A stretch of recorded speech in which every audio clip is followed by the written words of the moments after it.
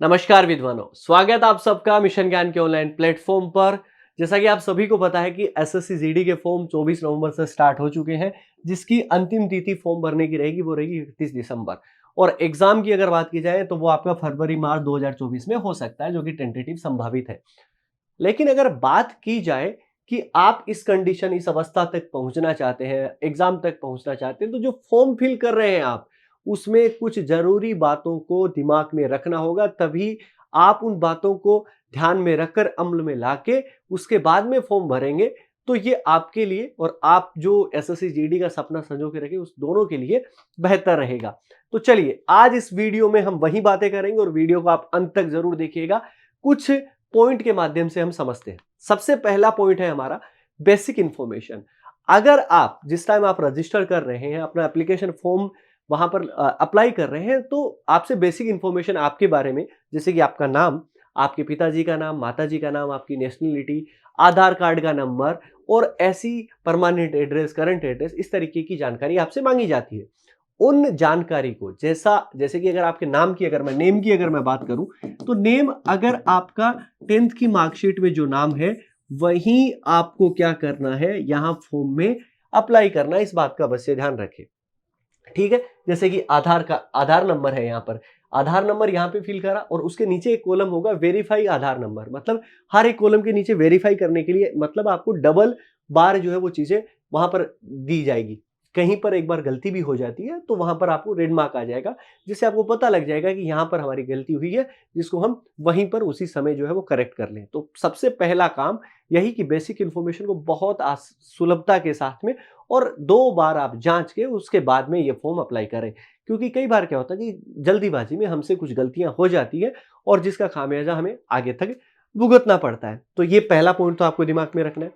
जिस वजह से आपका सबसे ज्यादा फॉर्म रिजेक्ट होते हैं वो काम है फोटो एंड सिग्नेचर। दूसरा पॉइंट हम जिसके बारे में डील कर रहे हैं, तो फोटो और सिग्नेचर के बारे में आपको बहुत अच्छे से ख्याल रखना है। जैसा कि आपका नोटिफिकेशन में बहुत अच्छी तरीके से समझाया, मैं उन पॉइंट्स को यहां पर समझा रहा हूं।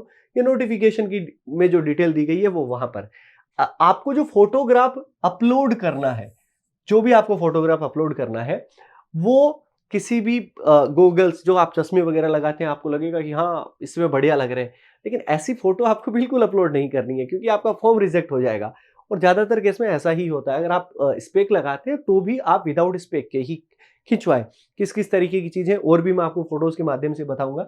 यहाँ पर अलाउड फाइल साइज जो है वो आपको दी गई है, 20 केबी से 50 केबी के मध्य जो है वो आपकी साइज होनी चाहिए। फॉर्मेट जेपीजी या जेपीईजी आपका फॉर्मेट हो सकता है। इसके अलावा इमेज की विड्थ जो है वो आपको दी गई है 3.5 इंटू, हाइट की अगर मैं बात करें तो 4.5 सेंटीमीटर आपको दी गई है। इसके अलावा दूसरा काम होता है फोटो के साथ साथ में सिग्नेचर का।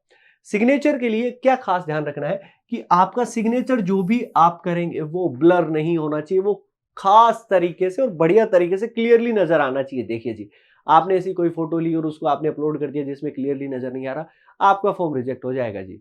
और उसके बाद में कितने भी सपने सजो लीजिए, कितनी भी हमारी अच्छी तैयारी हो, उस बात का कोई महत्व नहीं रह जाता है। जैसे कि यहाँ पर अगर मैं देखूंगा तो कुछ फोटो के आपको टाइप यहाँ पर बता रखे कि आपका फोटो जो है वो बिल्कुल एकदम क्लियरली नजर आना चाहिए, जैसा कि यहाँ पर आपको नजर आ रहा होगा।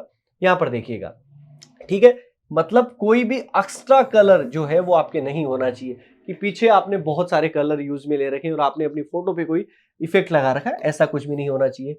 आपकी कोई भी फोटो बहुत क्लोज नहीं होनी चाहिए कि फेस फेस ही आपका नजर आ रहा हो केवल, ऐसा कभी भी नहीं होना चाहिए। आप कोई भी जो भी फोटो आप अपलोड कर रहे हैं उसमें आपने है ना, ऐसे मतलब कुछ एक्टर लगने के हिसाब से आपने कुछ टोपी वोपी लगा रखी हो, ऐसा कुछ भी केप वगैरह आपको नहीं लगानी है। ठीक है जी। इसके अलावा इन्वर्टेड कोई भी इमेज नहीं होनी चाहिए। मतलब आपने ब्लैक एंड व्हाइट अगर आपने ऐसे फोटो लगा दी, ऐसा नहीं होना चाहिए। कोई भी डार्क, बहुत ज्यादा डार्क, कहीं आपने अपने आप को बहुत ज्यादा गोरा करने के चक्कर में डार्क कर दिया हो, ऐसा काम भी आपको नहीं करना है। कोई भी चश्मे वगैरह का यूज नहीं करना है, सनग्लासेस वगैरह का, ये आप ध्यान रखिएगा। उल्टी फोटो नहीं होनी चाहिए, सामने से फ्रंट फोटो होनी चाहिए।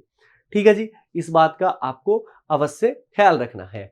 और लास्ट पॉइंट जिसके बारे में मैं क्लियरली आपको बताना चाहूंगा, क्योंकि सबकी कुछ ना कुछ पसंदीदा जॉब होती है, हर कोई एक पसंदीदा जॉब के लिए एसएससी जीडी में तैयारी कर रहा है, तो आप जब पोस्ट प्रेफरेंसेस जब आप भरते हैं कि हमें फर्स्ट नंबर पे ये चाहिए, सेकंड नंबर पे ये, थर्ड नंबर पे ये, तो उनको बहुत अच्छे से और बहुत सावधानी के साथ में आपको भरना है। बाद में आपको चेंज करने का कोई मौका नहीं मिलेगा, ये ध्यान रखना, इसमें कोई आपको चेंज करने का मौका नहीं मिलेगा। जैसे कि अगर आप सबसे फर्स्ट पे अगर आप एसएसएफ रखना चाहते हैं तो एसएसएफ रखिए, और उसके बाद में अगर मैं बात करूंगा कि आपने सीआईएसएफ रखा, ठीक है जी, इसके बाद में आपने एसएसबी रखा, इसके बाद में आपने सीआरपीएफ रखा है, टीबीपी रख दिया आपने, इसके अलावा असम राइफल आपने रख दिया या बीएसएफ रख दिया।